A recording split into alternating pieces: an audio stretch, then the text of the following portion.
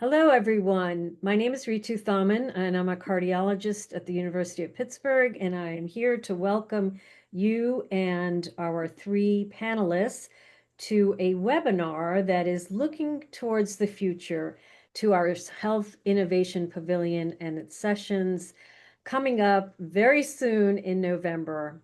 So I'm very happy and excited to introduce our panelists. First, we have Jeff Macauza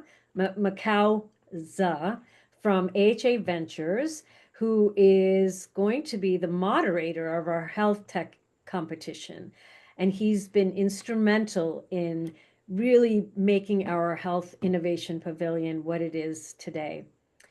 Secondly, I have Dr. Azizi Seixas, who is an associate professor of psychiatry and behavioral sciences at the University of Miami.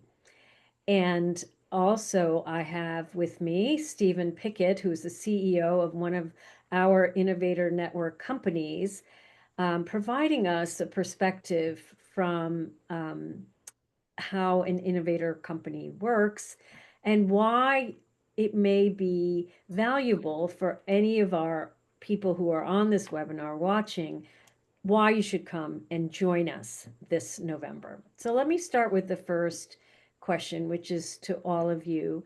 And we'll just go in the order of which I introduced you. So we'll start with Jeff, then we'll go to Azizi, and then Stephen. So why should anyone who's never been to the Health Innovation Pavilion consider attending this year? And why should someone attend in person rather than just say join online? Sure. And thanks for picking me first because I get to steal everything that everyone else will say. This will be my fourth time working with my colleagues at the Center for Health Technology and Innovation, and my fourth scientific sessions.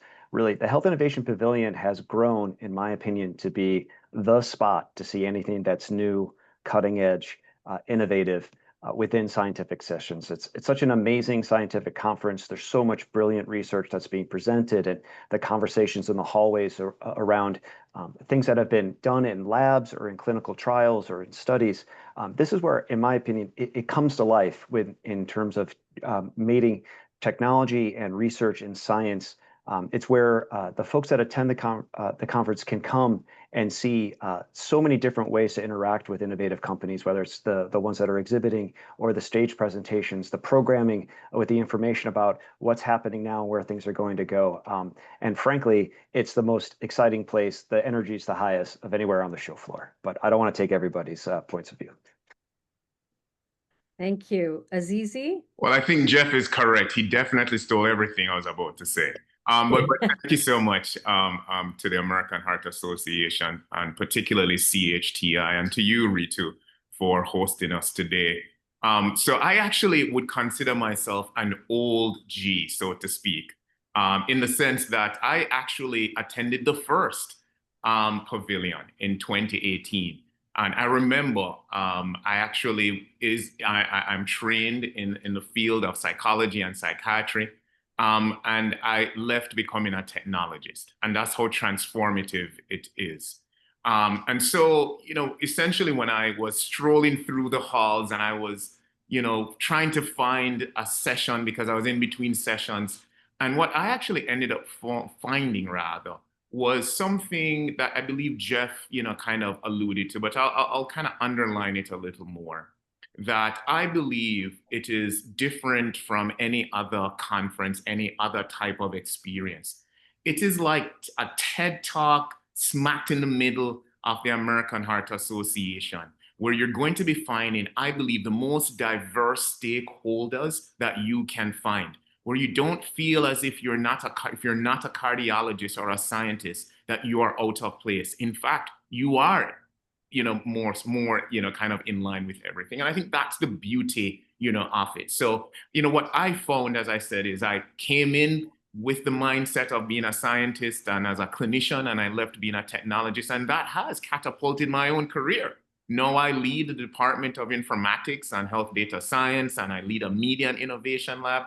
And I credit that in large part to what the Health Tech Pavilion has done. Why? Because you can actually not only learn, not only can you cultivate new relationships, but you can start to be on the front lines of pioneering new innovations that the American Heart Association is either partnering or just providing an atmosphere for people to learn a little bit more about.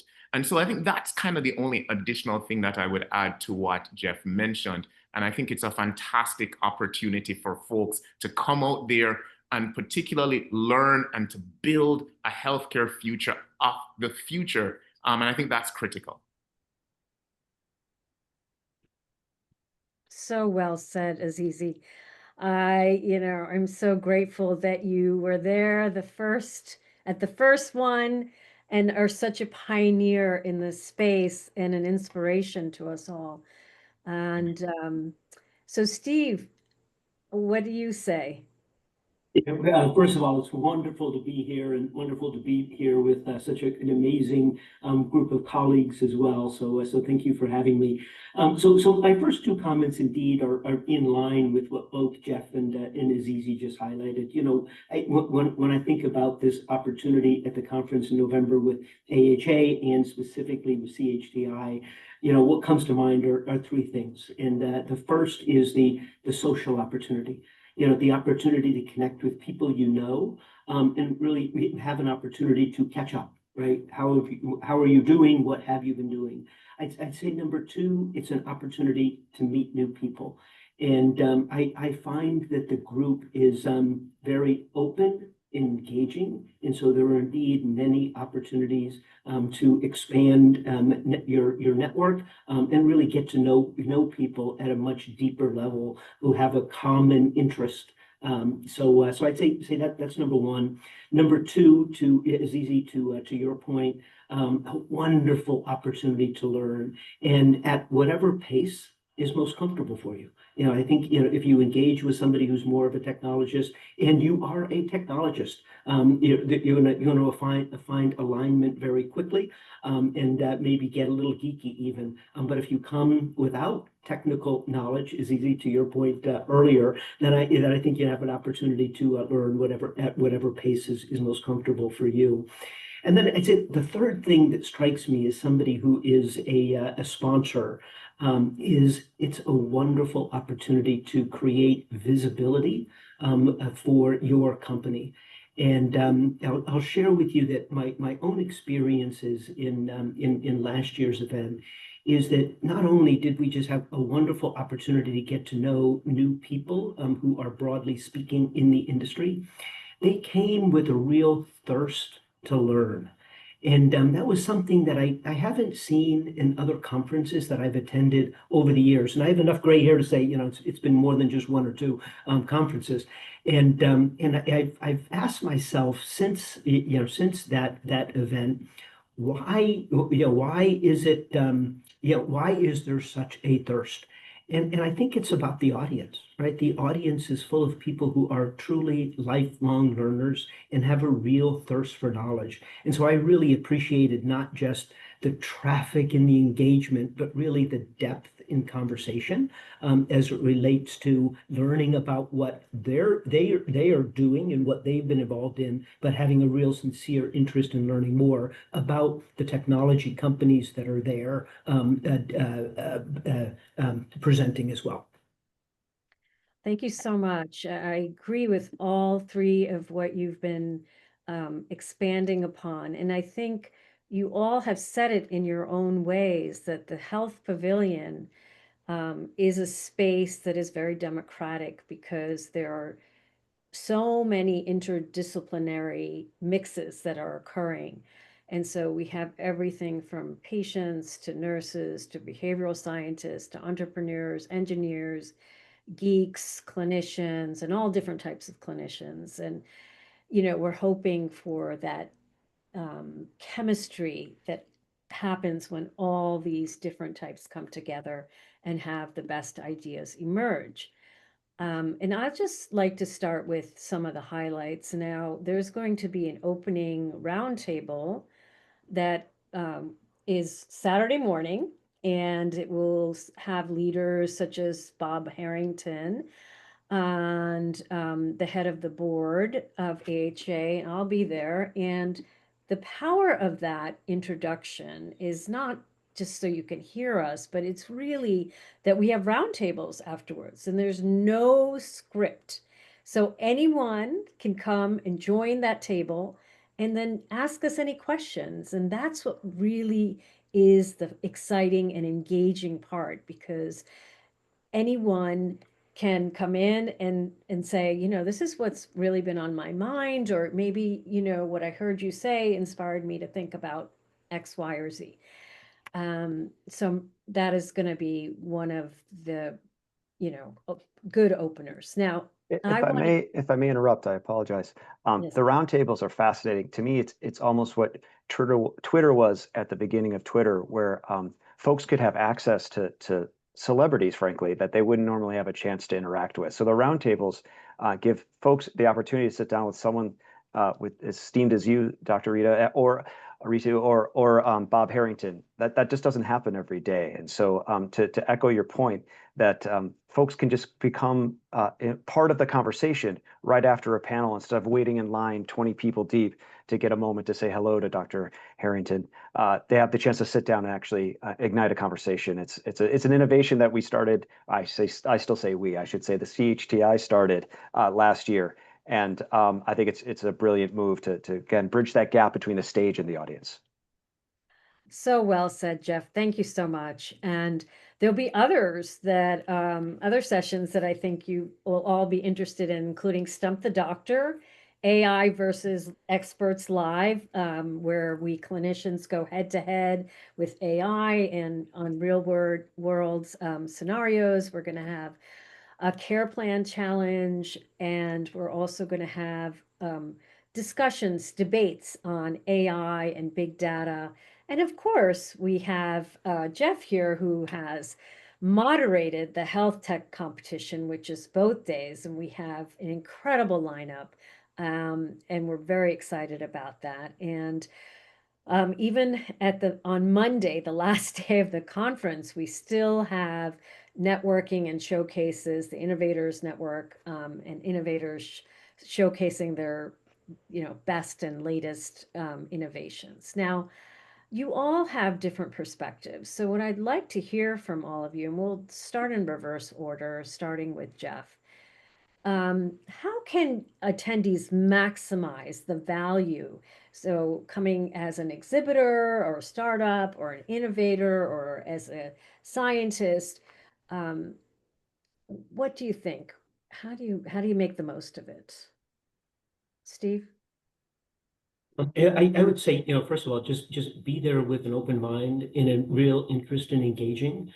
And you won't need to pull people in, if you will. I think you're going to find an audience that is actively interested in learning more, seeing how they can embrace technologies that can improve patient outcomes.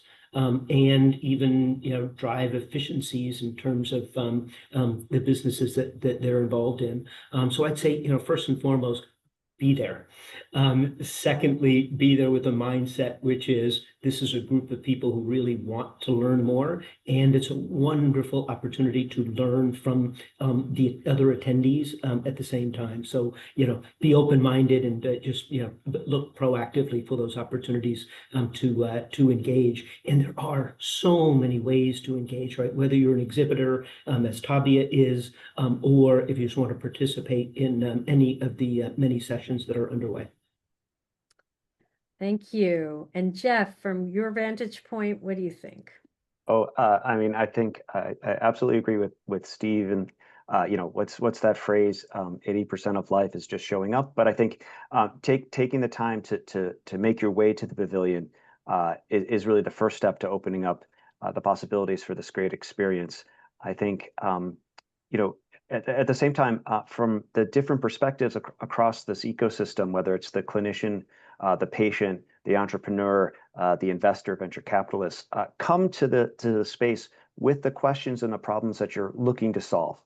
There will be exhibiting companies that are already tackling particular problems that are facing the patient population or looking to improve outcomes, but they are open as Stephen is, to discussing what they're not doing yet, what needs to be addressed, where the gaps are in the marketplace and solutions. The folks that will congregate there in that space are also proactively looking for solutions to help tackle these problems that are facing our healthcare system or patients directly. So come with what you need to or what you want to solve. If you're excited, raise your hand, try to get together and join the movement to improve outcomes in cardiovascular and brain health. It's really is a unique area in a scientific conference, in my opinion, where these sorts of proactive and open-minded conversations are happening. Thank you, and so well said in terms of the wide array of people that are actually going to mingle in the space, and that brings me to Azizi. So you are not only a clinician, you also are a researcher and you are an innovator. So from your point of view, what do you think is the best way to spend time in this space? Yeah, so thank you. And you know, what Stephen and Jeff said are spot on. I can share what my experience has been, and I have brought all of my mentees to the pavilion. It's a rite of passage, basically. If you come to AHA, you have to be there. Because one of the things that you don't realize is that being present has been, as others have said, allows you to be in the moment, right? Oftentimes we don't get a chance to pause and to reflect and to think. And so, what has helped me is to come ready to be challenged, right? I remember 2 years ago, or maybe last year, I was fortunate enough to lead a panel that focused on women's health. And I was challenged. Even though I was raised by 5 women in Jamaica, I thought, yes, I am pro women's health, but I had not had the opportunity to incorporate that in my own research. So I was challenged in many ways, and I thought outside of the box. And that led me to develop one of the first femtech academic programs globally. And so we at the University of Miami launched that femtech program, and we've had different sessions and the like. That particular idea was germinated at the Health Tech Pavilion. And I think, this allows you also to be prepared to lead. So be challenged, think outside the box, but be ready to lead. And so whether it be clinically or whether it be in terms of research or whether it be in terms of a scientist or an innovator, I think it's critical, because I think as you can see what's happening in our field today, that we can't just be kind of profiled as just being as a clinician or a scientist or an administrator, that you need to be what I consider unicorns. And I truly believe the Health Tech Pavilion provides the perfect opportunity and the perfect environment and lineup whereby you can tap into your inner unicorn. And so come ready to be changed and to be challenged and moved, but also be prepared to lead. And I want to thank the CHTI for doing this, because, one of the things that we did in Miami, and I know other schools are doing this, everyone is fearful of what AI and new technology will bring, how it will disrupt our field. And oftentimes you can address it or attack it head on, or you could shirk. And what I believe the AHA is doing through the CHTI is to provide the best kind of innovation, transformation opportunity where AI and new technologies that are disrupting our field, they don't seem so foreign. They are demystified. And I think that's one of the areas where I truly believe people can come prepared for that, to feel as if you are on the front lines of charting a new course in how we practice medicine and how we discover new ideas around science. Oh, that's so brilliantly said, Azizi. I would expect nothing less from you, but the idea of a unicorn is also that you are a Renaissance man. So unicorn / Renaissance man. We'll put that together. And I was very excited to hear that the spurring of the femtech came from that sort of alchemy that happened while you were in the pavilion. And that's what we're really hoping for, more of those types of reactions or chemistries to form because there are going to be sessions like the power of community health that's going to highlight social determinants of health, or there's next gen leaders where we're going to hear from early career perspectives. And so trying to see things as a Renaissance man would from different points of view and different angles is really what we're trying to get.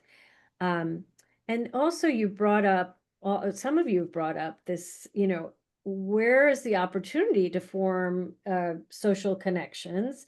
I'll give you a chance to all reiterate maybe an example of that. But I'd also like to inform our audience that we are going to have a networking event, a CHTI networking event, Saturday night on Bourbon Street. But please let us know if you want to come, because we just need a head count. So join us. That'll be from 5:30 to 8 p.m. at the Royal Sonesta. And I just wanted to ask if any of you have any other tips or tricks for networking or making social connections, kind of like a live Twitter. I love that example that was given by Jeff of, Twitter is where the conversation happens and you can talk to anyone and it doesn't matter what your title is. This is a similar thing. So anything else? No particular order. Steve? Maybe one thing to highlight, indeed, our focus here has been kind of the magic that happens at CHTI. But to the point you're bringing up, Ritu, one of the things that was a really encouraging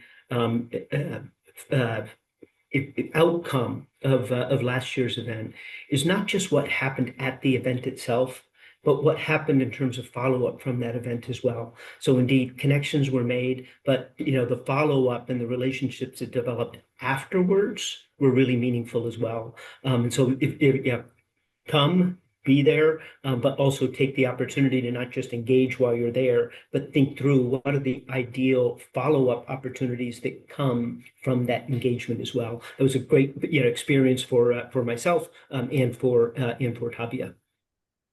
And I agree with Stephen, and I think this is why, as academics, as clinicians, we're bombarded with so many different things. And, it has been my greatest joy to be a volunteer for the American Heart Association, particularly for CHTI, because they're very inclusive and they are very accepting, but they make it easy on you and easy for you. So, I, from my, various engagements, recently I joined the Health Tech Advisory Board, and I think there are so many different opportunities. Oftentimes people think technology is synonymous with a sugar rush. This is not a sugar rush. This is a sustained, well thought out program that so happens to be really cool and impactful. And so I would just add that to Stephen based on my own experience. Very well said. Yeah, I don't have much to add to the previous comments other than congratulations. Is easy, long overdue for your inclusion on the Health Tech Advisory Group. But I think that the follow-up, and I think you touched on it, Ritu, is the approachability that happens within this space, and really it is an opportunity for folks to set titles and in some cases career length aside and really interact on a level where it's rolling up sleeves and looking for solutions to real world problems that need to be solved. Whether it's the ideal solutions tend to be a hybrid of both technology and sort of old-fashioned sort of ingenuity. And I think this is where that can come to life. We have friendships that have been built on the pavilion floor where people return each year. I think what's exciting and is really starting to take momentum is having some folks coming out of the traditional community that attend scientific sessions to come just to participate at or around the pavilion. My dream had always been that it would become something of a conference within a conference, and I think CHTI has done a great job of moving it forward on that front. Yes, and agreed 100% with that, because they have really thought this through, and they've one of the things which is very much mission minded, based on the AHA's mission to help as many people prevent and deal and treat CVD, is that we have incorporated patients into all the sessions, almost all the sessions. Because what are we doing this all for? We are trying as a group, as a community, to improve patient outcomes. And eventually we'll all be patients ourselves, so, at some point, or have been. And so we're all connected by this thread. And I do see that,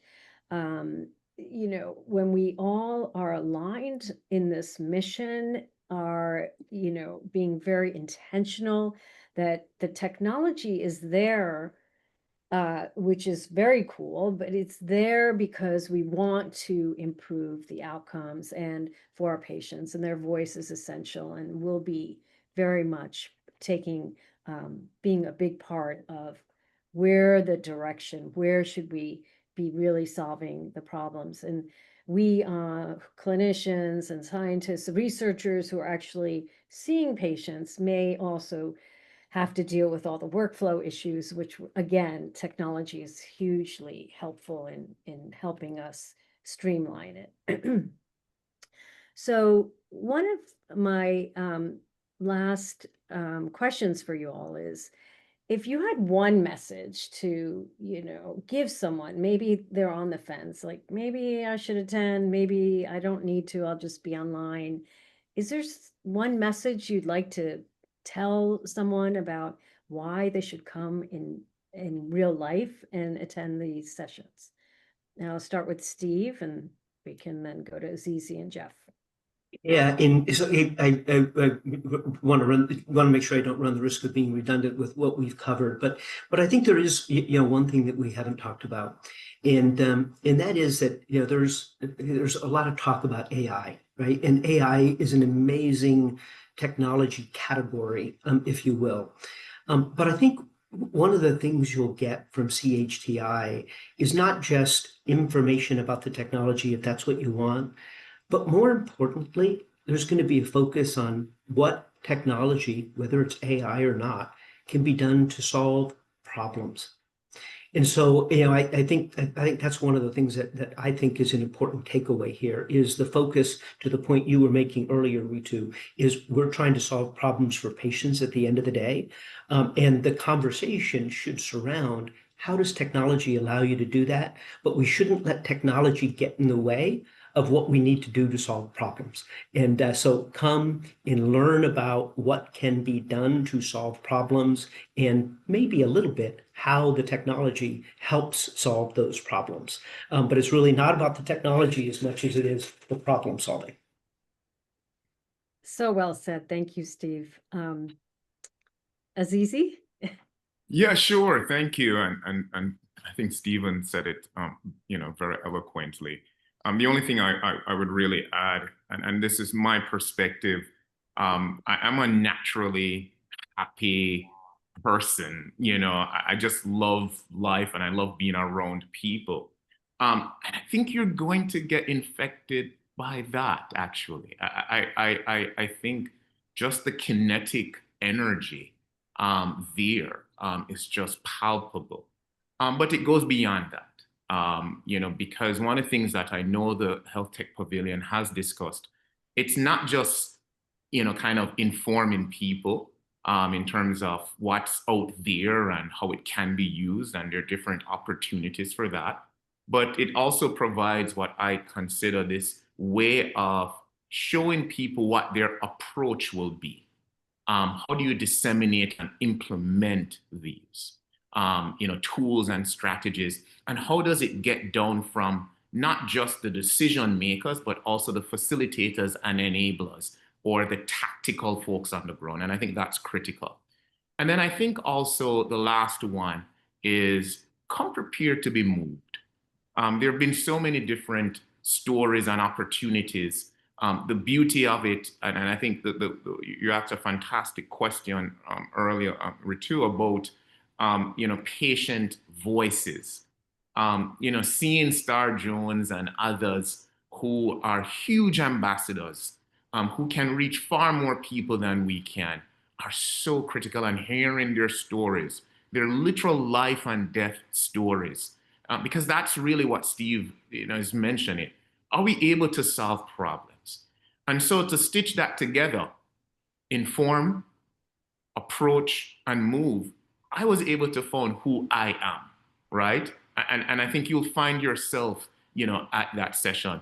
I shouldn't say this to my other colleagues, but that's the only place I actually end up, because I literally go just to the health tech pavilion because there's so many different things to do that you can't even get up to eat lunch. And that's where I would say, come prepared to be informed. You learn about the approaches, how to implement at the ground level, but also come prepared to be moved, to be championed, to get that wind, that proverbial wind beneath your wings, so that you can go back and be an agent of change in your practice and your community. Wow, thank you so much. Jeff? Hard to follow up after that, but really, to the issue of attending in person or virtually, I fall back onto a concept that a boss from a former job, a former life, once relayed to me, and really it's all about structured serendipity. So if you come to the Health Tech Pavilion, you may not know what's going to happen. You may not know that conversations you'll have in between the sessions, or at the round table, or in line in coffee, getting coffee next to someone.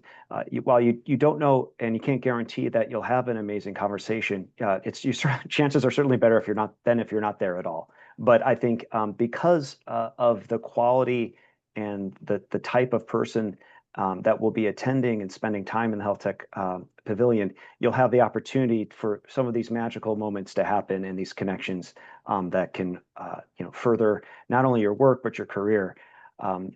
But I would also say, to Azizi's point, the energy is palpable when you're there. I am particularly biased, but events like the health tech competition are unique and special in the health tech pavilion, in that we have created, CHTI has created a format where companies have the opportunity to pitch twice. So once on their technology and business plan, and then once on their research and science that supports their solution.